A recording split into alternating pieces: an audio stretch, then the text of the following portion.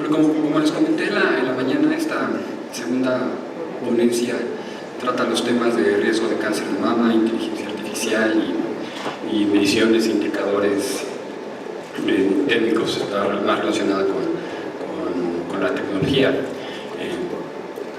Debo confesar que el aspecto tecnológico me es un tanto ajeno. Las aproximaciones que yo he tenido con el cáncer de mama las he hecho más desde la visión de la política pública, pero reconozco y soy consciente de que no se puede hablar de la lucha contra el cáncer de mama solo desde el lado de la política pública. Se tiene que incorporar a la tecnología, por obvias razones, a la tecnología y al avance científico. Bueno, y sin más preámbulo, entonces le pido por favor al doctor Richard Kaczynski de Stanford Medicine X que nos acompañe aquí en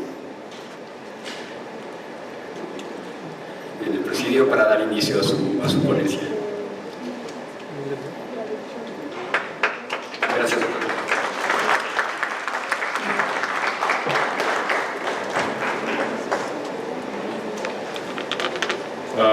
Buenos días.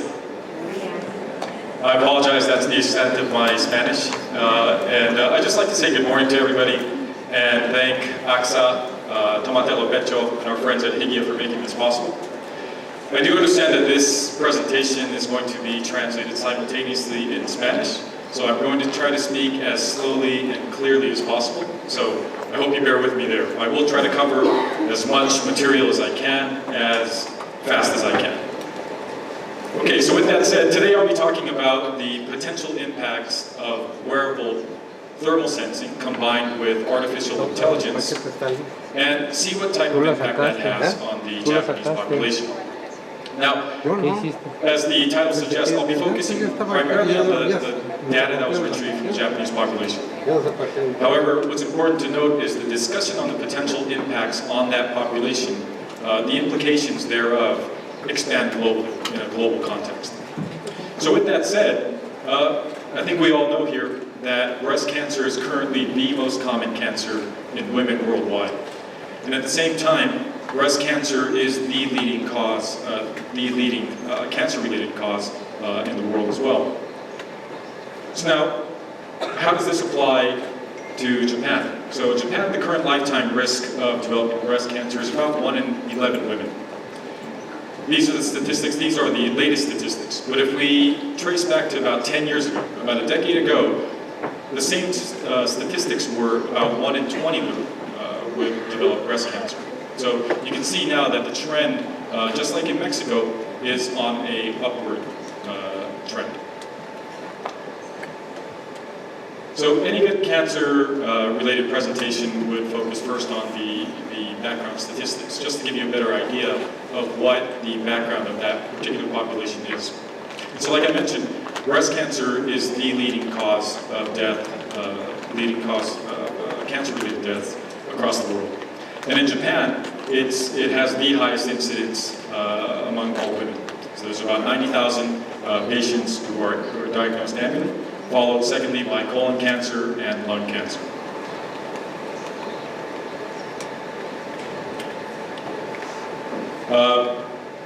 Back in 2013, this marked a very special year for Japan in terms of breast cancer and breast cancer mortality, in the sense that in 2013, this was the first year that breast cancer fue el primer año en donde la mortalidad por cáncer aumentó por más de 13.148 casos y desde ahí ha empezado a aumentar la mortalidad por causa de cáncer.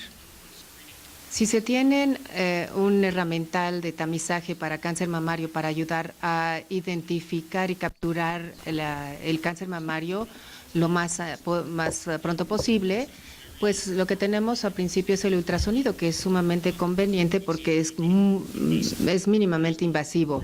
No hay daño de irradiación, no hay dolor, ni tampoco compresiones dolorosas como lo hay en la mamografía. Y si es necesario, las lesiones sospechosas pueden biopsiarse. Se recomienda para cierto tipo de pacientes, por ejemplo, pacientes jóvenes, en quienes no vamos a querer exponer a radiación ionizada. También, si tenemos una mamografía negativa, pero con una masa palpable, podemos usar el ultrasonido para asegurar que en realidad no había realmente algo que detectar. Con estas cuestiones positivas también tenemos algunos aspectos de desventaja. Mencionaré que hay una baja especificidad asociada con este tipo de diagnóstico y en particular para calcificaciones de cáncer preinvasivo hay una baja sensibilidad asociada con el ultrasonido también. Resonancia magnética mamaria tiene una alta sensibilidad. Decimos que hasta del 94 al 99%. La Sociedad Americana del Cáncer recomienda que la resonancia empiece a partir de los años 25 a 30 en pacientes que tienen riesgo, es decir, los que tienen mutación BRCA. Y con esta alta sensibilidad tenemos la desventaja de mala especificidad. La mala especificidad incluye, bueno, hay reportes que hablan sobre la especificidad y sensibilidad, pero la especificidad es tan baja como 37%, entonces hay una tasa de falsos positivos muy significativa que puede dar lugar a otro tipo de diagnósticos o de procedimientos invasivos. Además de ello, tenemos la carga económica, que es considerablemente más costosa que otras formas de tecnologías de tamizaje y estrategias de tamizajes que tenemos a nuestra disposición.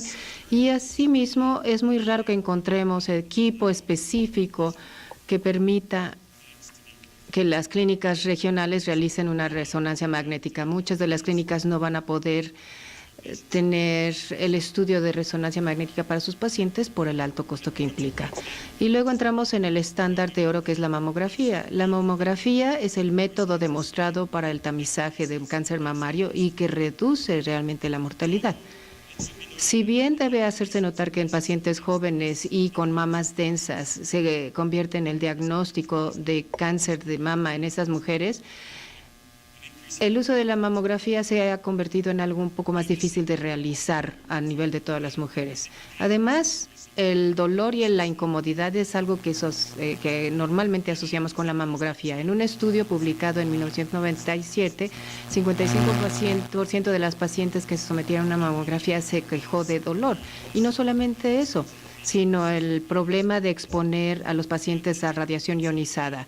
En general, se considera que la dosis promedio por mama en la mamografía es de 4 miligrays por mama.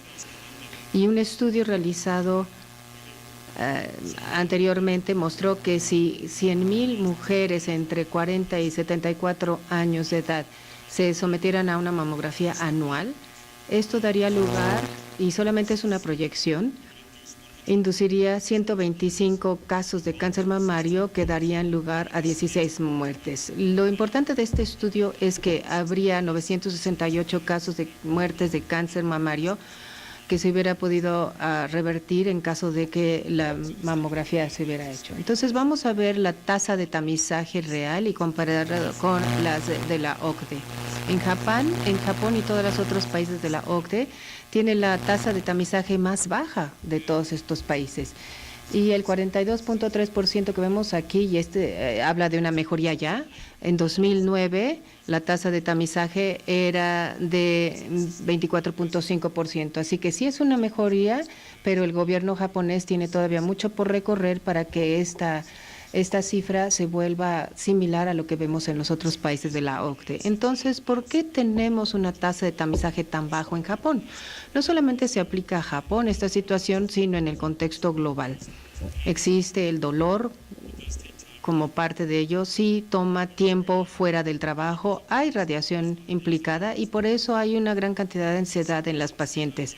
Hay pacientes que ni siquiera sepan que pueden estar en riesgo de cáncer mamario y además de ello, como mencionamos con las resonancias de mamarias, muchos de estos procedimientos tienen un costo alto y no todo el mundo tiene acceso a todos los sistemas de salud que pudieran ayudarles a tener la atención médica que necesitan. El gobierno japonés tomó esto como un problema muy importante y se preguntaba por qué en general el país tenía una tasa de tamizaje tan baja. En el 2013, la oficina asociada de economía hizo un estudio de pacientes y la razón número 1 de no asistir a tamizaje de cáncer mamario en mujer es porque no tenían tiempo, además de las cuestiones financieras.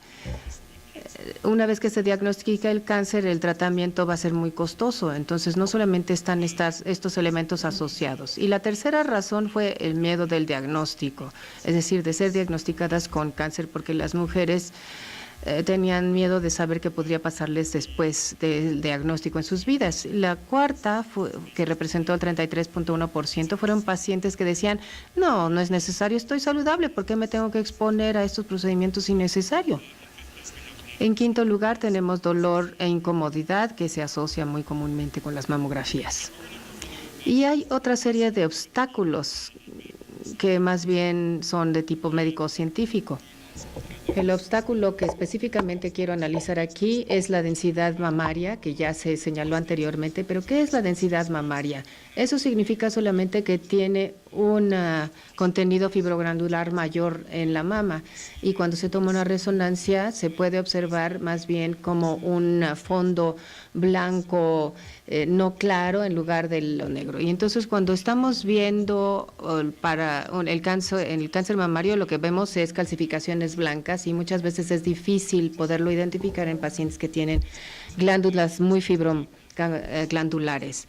En la población japonesa y cualquier otra población asiática, el índice de pacientes que tienen tejido denso es mayor que el resto de los países occidentales. Es decir, casi 40% de las mujeres tienen mamas densas y particularmente en la población en la población general es de 40% y en Asia es hasta de 80%. Es difícil de identificar estas microcalcificaciones en pacientes que tienen tejidos fibroglandulares, pero también hay un aumento en el riesgo de desarrollar cáncer por la mamografía.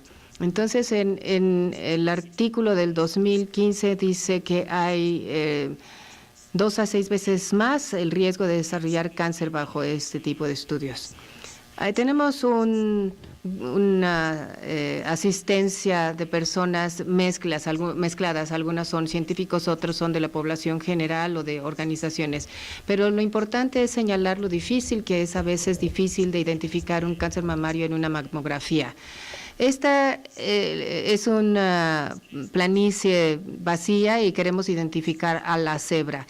En este caso estamos tratando de identificar este tumor que es la cebra, pero el tejido graso, que es el contenido grisáceo, y estamos tratando de buscar anormalidades blancas. Entonces, si tuviéramos algo así, es más fácil identificar tumores potenciales en la mamografía, en aquellas mamas grasas.